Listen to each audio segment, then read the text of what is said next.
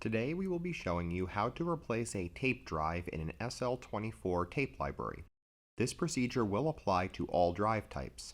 This means both full-height drives and half-height drives, and all interface types, meaning SCSI, SAS, and fiber channel.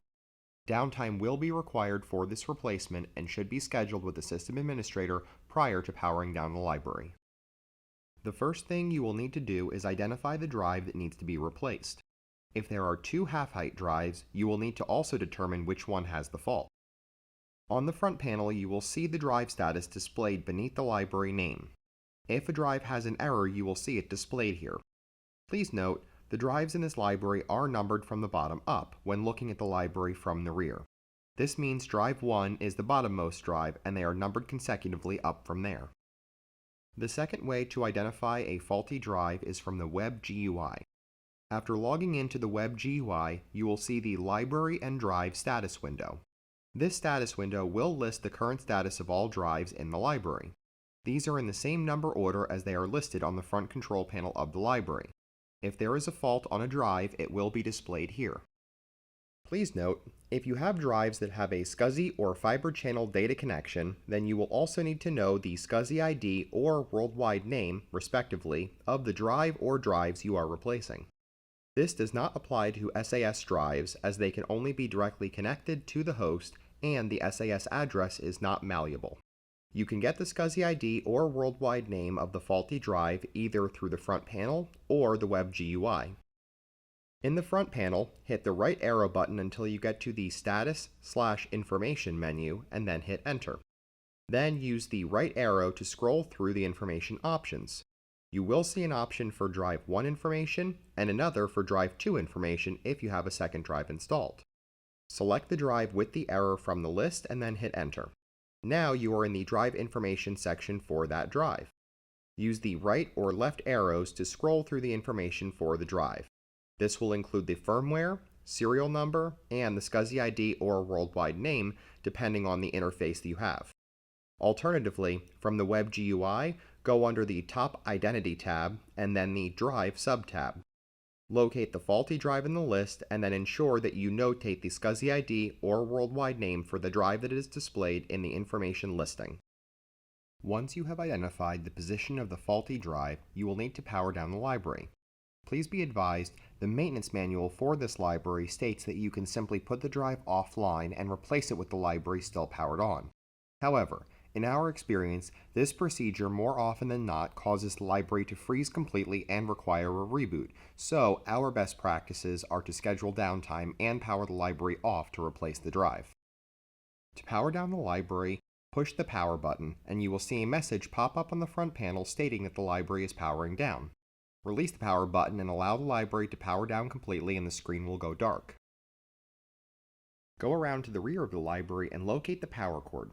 Unplug the power cord from the back of the library so as not to cause any electrical charge that may damage any components of the library while you are replacing the drive.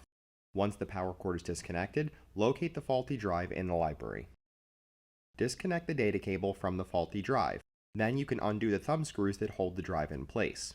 If you are replacing a half-height drive, there will be 2 thumb screws, one on each side of the drive. If you are replacing a full-height drive, there will be 4 thumb screws, 2 on each side of the drive. Once all thumb screws are loosened, you can pull the drive straight back and out of the library. You are now ready to install the replacement. Carefully line up the replacement drive with the black guide rails in the empty drive bay. Slide the drive in until you feel it make contact with the back plane of the library. Then push firmly to seat the drive completely and tighten down all thumb screws to secure the drive in place. Now reconnect the data cable going to the drive that you replaced. Plug in the power cable to the library and then go around to the front of the library and hit the power button once to power the library on.